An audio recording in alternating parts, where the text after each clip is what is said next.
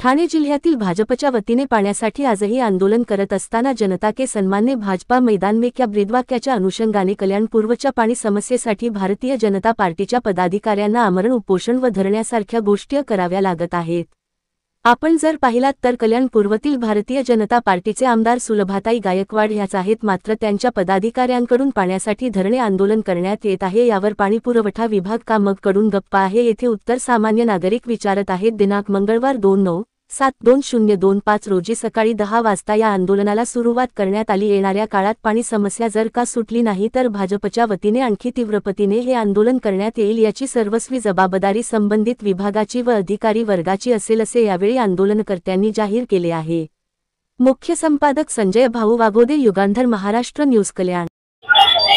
आणि भारतीय जनता पार्टीने नेहमीच लोकांसाठी काम केलं। आज तुम्ही बघत असाल गेले 7-8 वर्षापासून कल्याणपूर्वमध्ये पाण्याचा प्रश्न आहे। तिथले वॉलमन असतात, ते वॉलमन काय करतात, एकाच बाजूला पाणी सोडतात, दुसऱ्या बाजूला पाणी सोडतात। तिथल्या पाण्याच्या लाईन जे आहेत ते अतिशय जीर्ण झालेलं नाही, जे पाणी येतं ते पण दूषित पाणी येतं। अनेक वेळेला अधिकाऱ्यांना तक्रारी करून सगळ्यांना सांगून पाणी योग्य प्रमाणात आलं पाहिजे, पण पाणी सोडत नाहीत। आता ज्यावेळेस आम्ही रस्त्यावर बसतो किंवा रस्त्यावरती सगळं आम्ही आंदोलन करतो त्यावेळेस खरं पडून हे जागे होतात।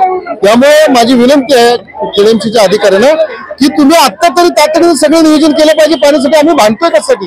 पाण्यासाठीच भांडतो ना। अनेक वेळेला निवेदन दिली, अनेक वेळेला बैठका झाल्या, अनेक वेळेला आम्ही त्यांच्याशी भेटलो, पण त्यांच्यामध्ये काय फरक पडत नाही। गेंड्याच्या कात्रीचं हे जे महापालिकेचे प्रशासनातले अधिकारी आहेत त्यांना आमची विनंती आहे की तुम्ही तातडीने यामध्ये पर्याय काढला पाहिजे।